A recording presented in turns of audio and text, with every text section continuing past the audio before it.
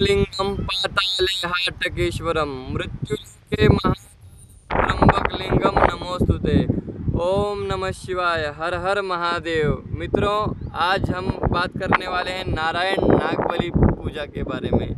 आखिर कैसे होती है नारायण नागबली की पूजा, कहाँ करवानी चाहिए, कितना खर्चा आता है, क्या विधान है, सारी जानकारी आपको आज हम इस वीडियो के माध्यम से देने वाले हैं।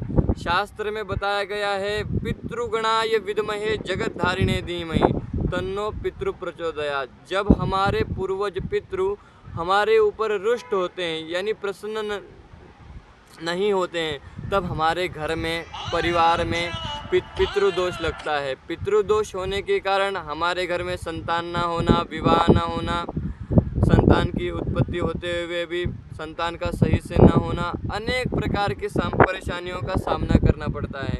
उसी के निवारण के लिए नारायण नागबली ये विधि बताया गया है। नारायण नागबली विधि करने से हमको तथा हमारे पूरे गोत्र को, कुटुंब को सभी प्रकार की पूर्व जन्मों के तथा पूर्वजों के दोष से मुक्ति मिलती है।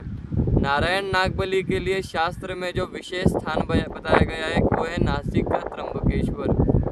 त्र्यंबकेश्वर नाम, जिसके नाम में ही त्र्यंबक है कि ब्रह्मा विष्णु महेश आदि तीनों देवता यहाँ पर निवास करते हैं, इसलिए इस क्षेत्र को त्र्यंबकेश्वर कहा गया है। माँ गौतमी गंगा गोदावरी के तट में ये निवारण होता है। त्र्यंबकेश्वर को शमशान घाट माना गया है। ये ऐसे इस शमशान घाट पर आपको नारायण नागबली की पूजा करवानी चाहिए। नारायण नागबली की पूजा के संदर्भ में देखा जाए तो नारायण नागबली ये पूजा 3 दिन की पूजा होती है। 3 दिन का विधान बताया गया है। नारायण नागबली पूजा करने के लिए जो भी मुहूर्त आप चुनते हैं उसके 1 दिन पहले शाम तक आपको त्र्यंबकेश्वर आना है।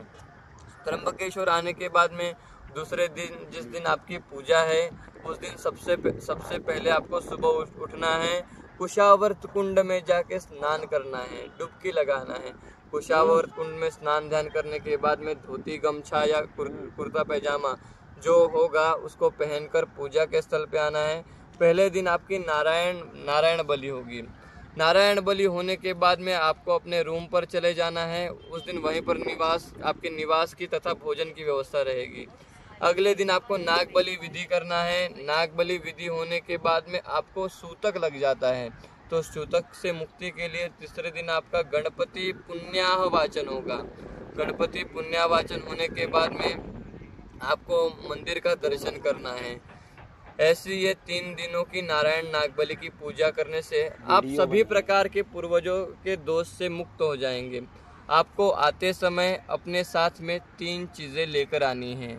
पहली बात यानी अपने पूर्वजों के नाम, जो भी पूर्वज आपके गुजर चुके हैं, जिनका स्वर्गवास हो गया हो, अपने गोत्र के दादा दादी, परदादा परदादी, वृद्ध परदादा वृद्ध परदादी, जितना आपको नाम याद हो उनको एक कागज पर नोट करके ले आना है। दूसरी बात यानी पूजा में पहनने के लिए वस्त्र लाने हैं। जैसे पुरुष होंगे तो धोती गमछा या कुर्ता पैजामा सफ़ेद कलर का, महिलाओं के लिए सफ़ेद कलर की साड़ी।